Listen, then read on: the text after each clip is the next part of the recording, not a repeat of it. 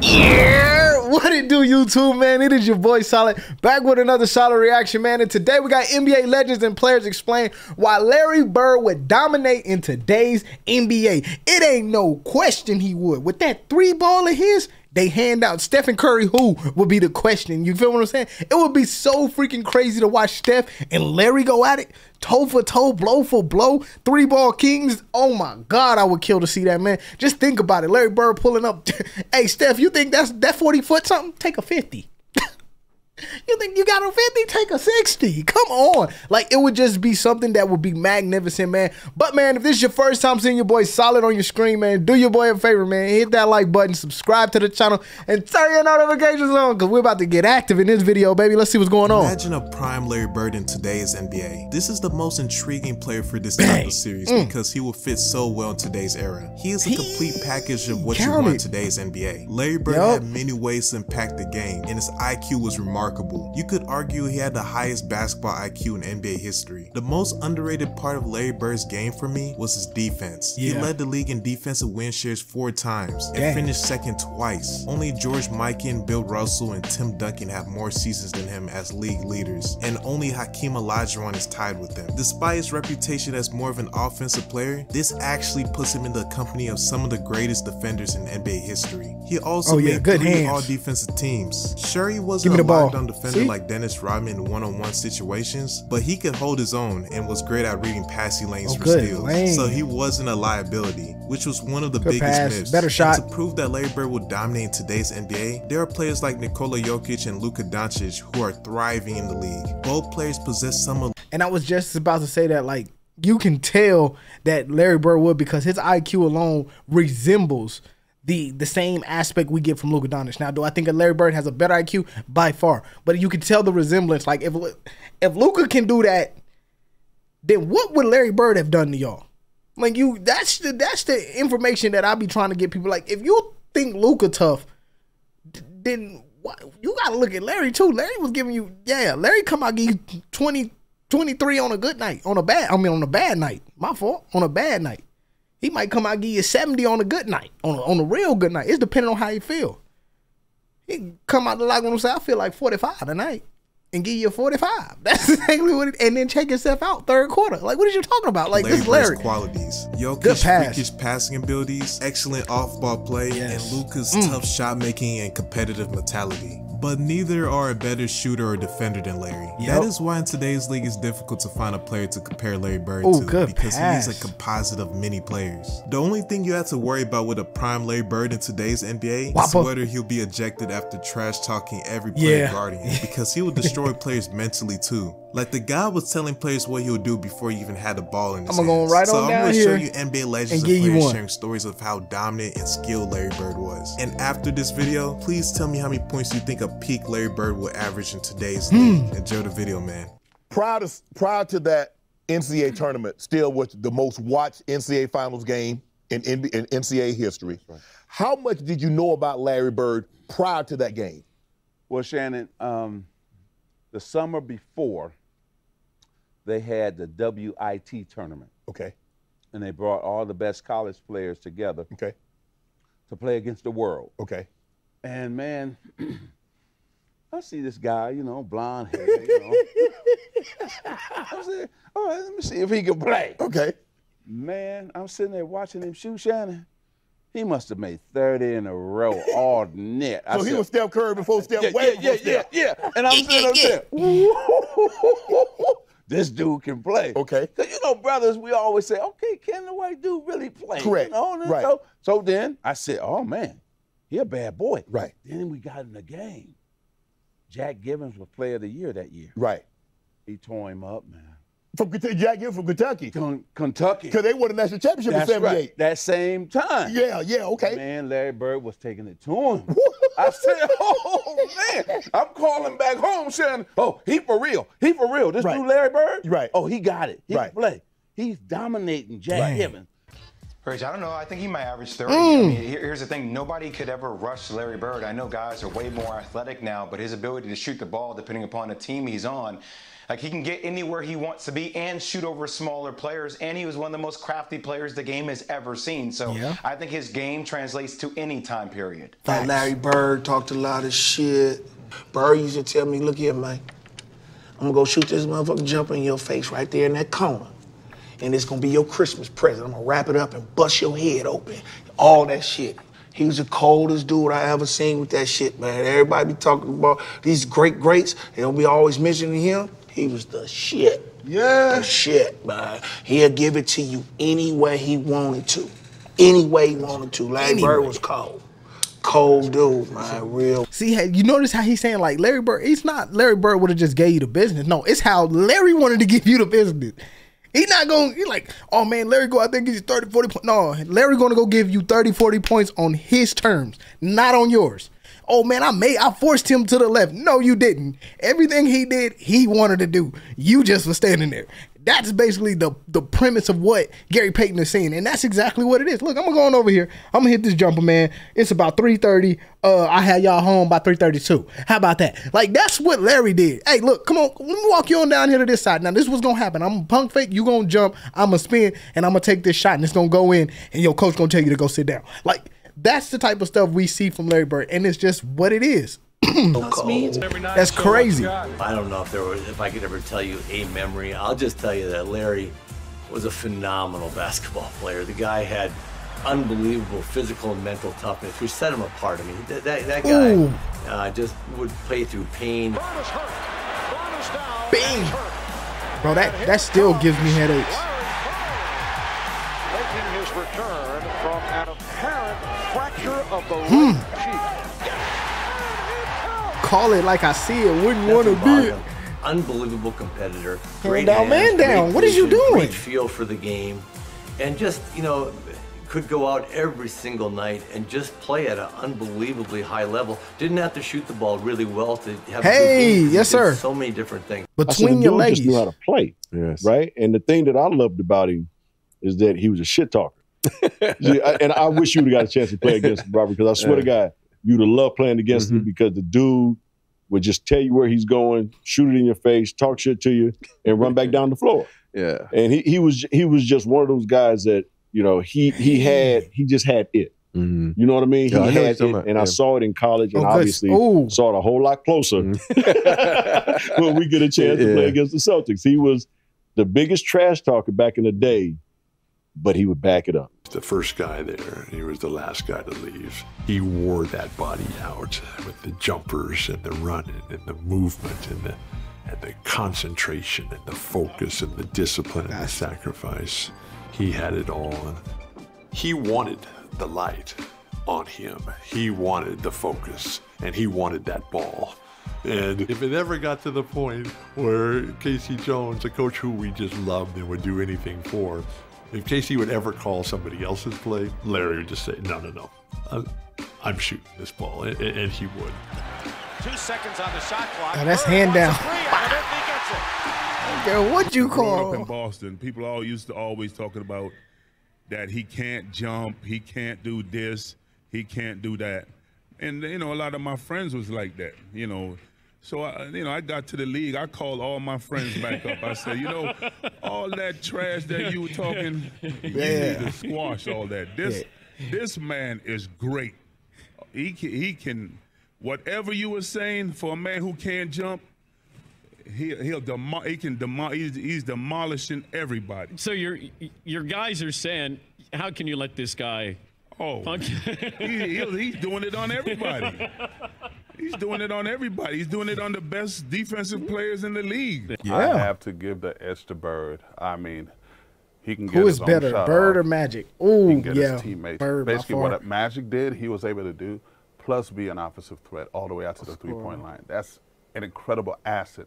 They were pretty much the same size. Yep. They were both slow. They were both, you know, they were not both leapers. But Bird, that outside three, and they were both high IQ guys, but I got to give the edge to Bird. I think I can too. The only reason why I get an edge to Bird is because the simple fact is, Magic was very gifted in the paint area. Very gifted. Very gifted. But when it came to getting outside of the paint, he kind of dimmed. Like his jumper was not as good outside of the paint. Like he was not your, oh, he's going to hit 2 or 3 threes. Sometimes you'd be like, oh, if he hit 3 threes, you're like, yo, this is ecstaticing. But that's not what Magic was. But Larry Bird, if he missed 2 threes, you're like, hold on.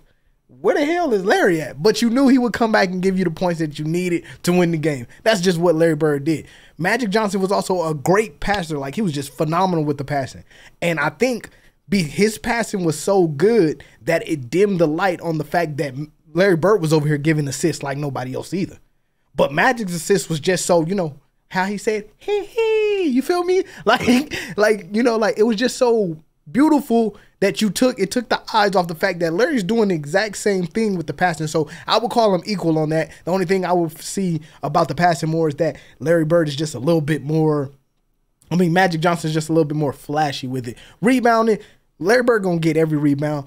Magic Johnson's gonna fight for rebound. But then when you got, you know, Kareem and all them on your team, it's hard to get rebounds that time because they're in there too. You get what I'm saying? So Larry Bird didn't have that. So we're going to go ahead and give Larry Bird the upper hand on rebound. When it came to IQ, this man could think 10 times. He knew moves before moves knew it. He talked trash to you about it. But that's just what it was, man. Like, the game is just evolved to the point where you just go, hey, this is what it is. You can't do nothing about it. So, yeah, if it's a Larry Bird, Magic Johnson debate, I will give the overhead to Larry Bird because I don't believe Magic Johnson is as good as Larry is. That's just they what were both high IQ guys. As skilled. As skilled. There we go. That's the right word. To play against the dream team.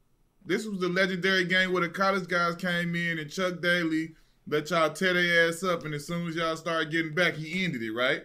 So yeah, so funny. So when we got an invitation, it was 8 of us. It was myself, Bobby Hurley, Allen Houston, Chris Webber, Rodney Rogers, Eric Montrose. Shout out Rodney Rogers, man. Shout out to OG. Yeah. And Grant Hill was on that squad. So we get to La Jolla, San Diego, and we check into the Marriott. We go up to our floor, and we're walking in the corridor, and we see this tall white guy coming down the hall. And I'm like, damn, that looked like Larry Bird. So Larry Bird coming down the hallway, me and Chris Webber, and Larry Bird, you don't realize how big Larry Bird is until you stand up close to Larry Bird. Exactly. Larry Bird legit 6'10". Real talk. When I first stood up against him when he was coaching the pace, I was like, damn. So he walked by us and he says, y'all those college guys? And we was like, yeah, we the college guys. And he looked at us and he said, get some fucking rest. It's going to be a long week. And walked off. We was like, what the hell? What y'all got us into? Yeah, I'm like, okay. You know, we like, all right, what's going on here? I wanted to say what's up, and he just came me like this, like, damn. Larry broke into the league, rookie of the year. Yeah, Robert Parrish. First year. So I knew that I was teaming up with someone that was franchise got him in the air. Changing type talent.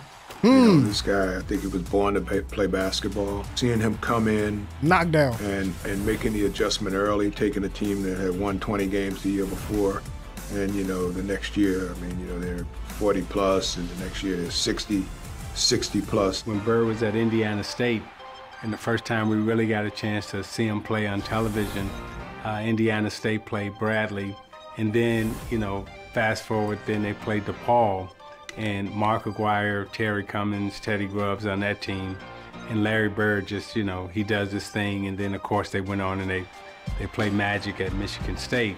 But Bird was again, one of the greatest shooters, champions, competitors to ever play in our game. You now join Bill Russell and Wilt Chamberlain as the only players in the 40-year history of the NBA to win the league's MVP award 3 years in a row. Yeah, Rob, I wish you would have played against him, man. Larry Bird was the biggest shit talker in the league back in the day. He would tell you exactly where he was going, what he was going to do. And he did that to us in the finals. He was like, guys, don't worry about it. I'm going right over here to the corner. I'm going to catch the ball. I'm going to shoot it, and ain't shit y'all can do about it. I mean, just like, and he did exactly that. You know, so I wish you would have got a chance to play against him. You know, because I always think about that moment. I don't know how true this is, but you remember the time when he was playing Atlanta, and he told the guy, he says, I'm a bank of 3 on you. And the guy says, bullshit. So, on the out-of-bound play. Throughout the game, throughout the game, he never got sick. He said, "You know what?" He goes back in the game. I think he had like 50 points that game or something. I noticed it because Kevin McHale ended up having the most points ever scored by a Boston Celtic, right? And Larry told him he should have got 60 because he broke it against Atlanta like 2 or 3 days later. Yeah, and it was in the bench. Atlanta bench got in trouble because they out here rooting for. I'm like, you can see it. I mean, if you go back and look at the tape, you can see the bench every shot he made. The bench, like he busting that ass. Like, to this day, the only reason why I laugh at it so much is it's like he busted our ass. Like you know how good a player has to be for your bench to be like, damn, he really cooking us like that. Like, yo, he out here giving us 40 right now. He giving us 50. He giving us 60 right now. Bank this one. It's like, see, that's what you want, because when someone's telling you what they can do and you can't stop it, you know they're a bad man. Yeah. But I look at guys in this era now, and you say, okay, you look at Bird and says, well, I could have stopped him because, you know, he's slow. It's sort of like Luka now. Luka, you watch Luka. Luka is so freaking slow, and you like, why can't they stop that? Right. I'm like, but when you're crafty and you know how to play, that's all you. That's all you need. Yeah. It ain't just the crafting; it's the thinking. Like, and it's not to toot their horn, but I really feel like Luka and Larry Bird think when they're on the court. It's not it's not a move at a time, because a lot of, as an athlete, you know that a lot of players are a move at a time. If I dribble and I go somewhere and he cuts me off, okay, spin. You get what I'm saying? I spin. Okay, it's 2 people there. I need to step back. That's how most players are. But with Larry and Luka, they go, okay, this is what I'm doing. When I'm coming up the court, I got to go left because it's going to force him to go left. And once he goes left, I can step back, do a right jab, and he's going to do that. I can spin and then take my shot because I got all the time I need. That's what they do. They ain't even brought the ball up, but that's how their mind thinks.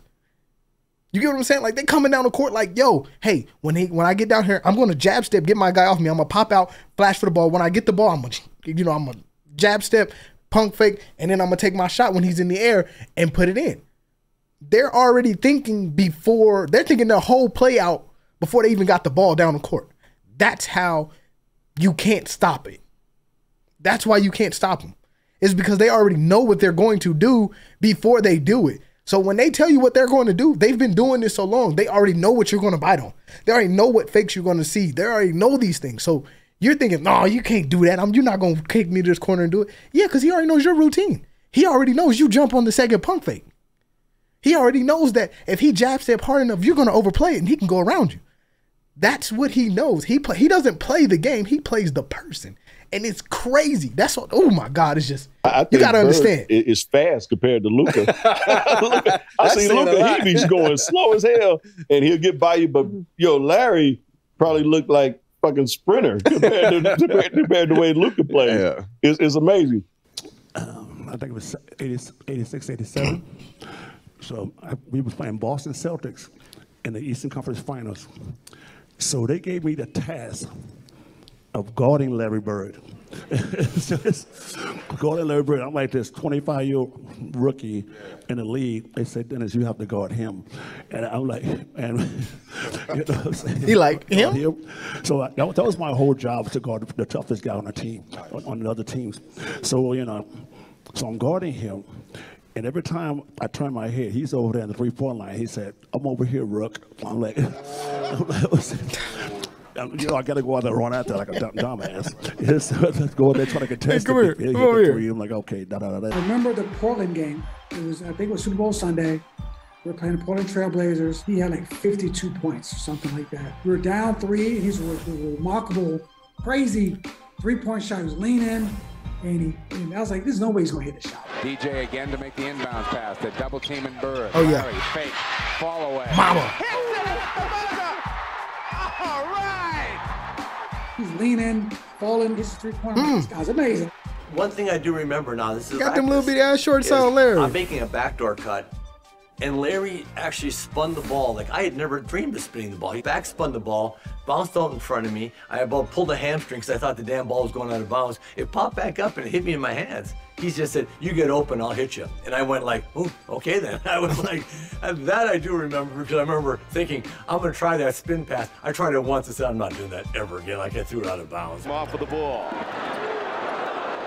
Back to Larry Bird. Good pass to Kevin. man. In the league at that time, do you have a feel for who players felt was the better player between those two? To be honest with you, the black players gravitated to Magic and the white players gravitated to Bird. Yeah. You know? Yeah. And the people with sense could see the difference. You know, and it wasn't about color or anything else. Hey, this guy, he can ball. He can play. And that's why we used to always look at Bird like, maybe he's not white. You know. You heard it here, folks. Larry Bird not white no more. We've heard it here, folks. Larry Bird is not white anymore. A little bit of a way, because he's got a lot of swag. Yeah. Before the word was really hot. Played in the Garden. I got checked in the game, and Larry Bird was just standing there, and I walked right up to him, was like, "How you doing, Mr. Bird?" You know, and then he just had his hands on his hip, and he doesn't even look at me the whole time.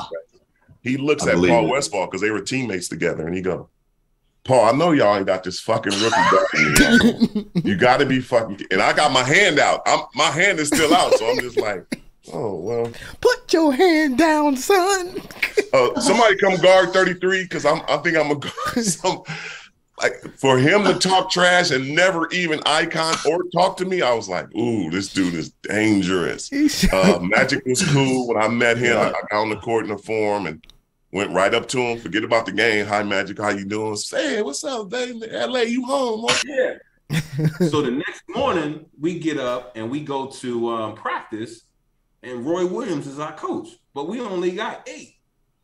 So we like, well, how are we practicing and what are we practicing for? So we spent, I want to say, an hour doing the 3-man weave. And I'm like, what's going on here? Then they bus us to another location where the dream team is practicing. And these about 400 people standing outside waiting for the dream team to come out. They take us up to a top floor and the dream team is practicing. They're finishing up their practice. And then they say, all right, get loose and stretch out. We're like, okay, we playing? They're like, yeah, we're going to play next. So we get out the gates, like the first 15 minutes, we kicking their ass. we running them all out. Bobby Hurley in the lane, killing John Stockton. So they stopped the game and turn off the score. I think we were up like 72, 66 or something, 64, something like that. We lit their ass up, and then something happened. We're sitting there, and we get back to the hotel. Rodney Rogers says something to, it's a group of them. It's Larry Bird, Magic Johnson, and everybody's shooting the shit. And Rodney Rogers said, hey, Larry, you ain't hit a jumper since '84. Magic heard that shit. And we ain't think nothing of it. The next day we came in, and I never seen this. And this one I was like, this is a different breed. Magic Johnson fed Larry Bird the ball probably about 8 times in a row down court. Larry Bird got the ball on Rodney Rogers, and every time he was about to make a move, he told him what he was going to do. 1 dribble, pull up, going left, off glass. Bang. 1 dribble, going right, spin, shot, bucket. He scored 9 times or 8 times in a row, left the court to go lay down because he couldn't sit on a bench. He had to lay down because of his back.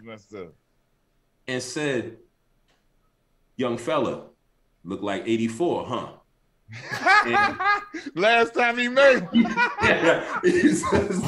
So I'm sitting there and I'm like, wow. I said, so that's they kicked our ass for the rest of the week. Larry and those guys, it's something I've watched my whole life. Bro, I used to have that Pistons jersey. What's up, Sal? What's up, man? He goes, my dad was a big Sal fan, bro. Y'all not double teaming? I said, nah, just me on you. He goes, for real? I go, yeah. Yo, mouse in the house, mouse in the house. And he runs down to the post and posts me up. And boom, boom, he said, it's gonna be a long night, Sal. And Larry with a long jump. We up 1, and we come out of the huddle. Oh, this is my favorite story, man. And Bird looks at me, and Kent Benson is guarding Bird. And Bird looks at me, and he goes, he's got no shot. And he says it right to Benson as he was standing there, right? And sure enough, he gets it in on the left side of the court, takes it down to the baseline. All right, here's Dennis, gets it into Bird. Larry, a runner. He said, hey, look, he ain't got no shot. Don't even put him on me. They win by 1. He walks off. He goes, I told you, you can't put him on me. He said, you better get somebody else who can guard me. Oh, so guys, I hope you enjoyed the video and tell me how. All right, man, that is the end of this video, man. If y'all guys did enjoy this, man, and y'all have been enjoying all the videos I have been putting out, man, make sure y'all hit that like button, subscribe to the channel, and turn your notifications on. But we all know Larry Bird was a demon, man. And if you really like Larry Bird, man, drop the demon emoji down in the comments, man. I will see y'all in the next video. Peace.